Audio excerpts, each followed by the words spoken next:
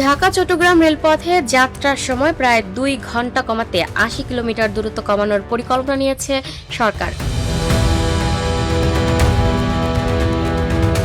কুমিল্লায় নতুন cord line নির্মাণের মাধ্যমে আখাউড়া, ভৈরব ও টঙ্গী রুট এড়িয়ে কুমিল্লা, লাকসাম, নারায়ণগঞ্জের চাষারা হয়ে চলবে যাত্রীবাহী ট্রেন। এতে ঢাকা থেকে চট্টগ্রাম পৌঁছাতে সময় লাগবে মাত্র প্রায় 3 ঘন্টা। বর্তমানে 320 কিলোমিটার পথ পাড়ি দিতে 5.5 ঘন্টার বেশি সময় লাগে। নতুন কর্ড লাইন চালু হলে দূরত্ব কমার পাশাপাশি রেলওয়ের জ্বালানি ব্যয়ও প্রায় 30% পর্যন্ত হ্রাস পাবে। রেলওয়ে কর্তৃপক্ষ জানিয়েছে, প্রকল্পের সম্ভাব্যতা সমীক্ষা শেষ পর্যায়ে রয়েছে। এরপর উন্নয়ন প্রকল্প প্রস্তাব বা ডিপিপি চূড়ান্ত করে অর্থায়ন নিশ্চিত করা হবে।